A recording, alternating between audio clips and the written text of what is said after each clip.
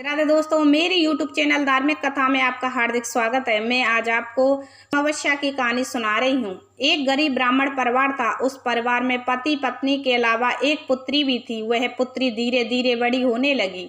उस पुत्री में समय और बढ़ती उम्र के साथ सभी स्त्रियोचित गुणों का विकास हो रहा था। वह लड़की सुंदर, संस्कारवान एवं गुणवान थी, किंतु गरीब होने के कारण उसका विवाह नहीं हो पा रहा था।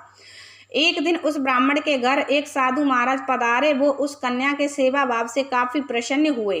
कन्या को लंबी आयु का आशीर्वाद देते हुए साधु ने कहा कि इस कन्या की हथेली में विवाह योग्य रेखा नहीं है। तब ब्राह्मण दंपति ने साधु से उपाय पूछा कि कन्या ऐसा क्या करे कि उसके हाथ में विवाह योग बन जाए। साधु ने कुछ देर विचार करने के बाद अपनी अंतर्दृष्टि से ध्यान करके बताया कि कुछ दूरी पर एक गांव में सोना नाम की धोबिन जाति कि एक महिला अपने बेटे और बहू के साथ रहती है, जो बहुत ही आचार विचार और संस्कार संपन्न तथा पति परायण है।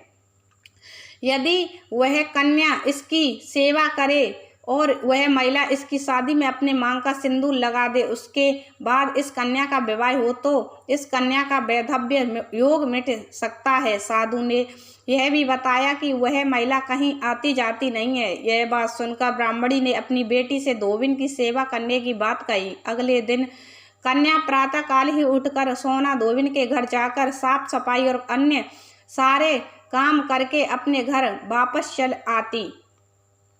एक दिन सोना धोबिन अपनी बहू से पूछती है कि तुम तो सुबह ही उठकर सारे काम कर लेती हो और पता भी नहीं चलता। बहू ने कहा, माँ जी, मैंने तो सोचा कि आप ही सुबह उठकर सारे काम खुद खत्म कर लेती हो। मैं तो देर से उठती हूँ। इस पर दोनों सास बहू निगरानी करने लगी कि कौन है जो सुबह ही घर का सारा काम करके चला जाता है।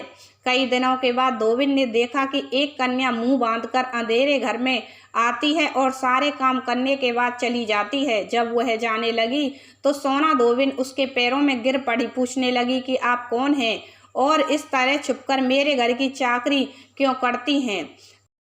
कन्या ने साधु द्वारा कही गई सारी बात बताई। सोना धोबिन पति परायण थी, उसमें तेज था, वह तैयार हो गई। सोना धोबिन के पति थोड़ा अस्वस्थ थे। उसने अपनी बहू से अपने लौट आने तक घर पर ही रहने को कहा। सोना धोबिन ने जैसे ही अपने मांग का सिंदूर उस कन्या की मांग में लगाया, उसका पति मर गया। उसे इस बात का पता चल गया। वह घर से निराजल ही चली थी। यह सोचकर ही रास्ते में कहीं पीपल का पेड़ मिलेगा तो उसे भवरी देकर और उसकी परिक्रमा करके ही जल ग्रहण करेगी। अमावस्या थी। ब्राह्मण के घर मिले पुए पकवान की जगह उसने ईंट के टुकड़ों से 108 बार भवरी देकर 108 बार पीपल के पेड़ की परिक्रमा की और उसके बाद जल ग्रहण किया। ऐसा करते ही उसके पति के मुर्दा शरीर में वापस जान आ गई। धोबिन का पति वापस जीवित हो उठा। इसीलिए सोमवती अमावस्या के दिन शुरू करके जो व्यक्ति हर अमावस्या के दिन भवरी देता है, उसके सुख और सौभाग्य में वृद्धि होती है। पीपल के पेड़ में सभी देवों का वास होता है, अतः जो व्यक्ति हर अमावस्या को ना कर सके, वह सोमवार को पड़ने वाली अमावस्या के दिन 108 वस्तुओं की सब भवरी देकर सोना धोबिन और गौरी गणेश का पूजन करता है, उसे अखंड सौभाग्य की प्राप्ति होती है।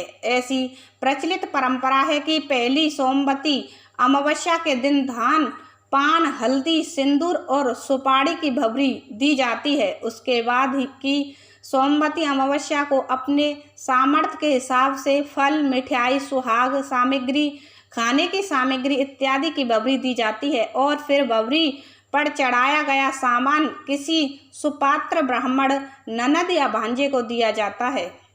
विष्णु भगवान की जय।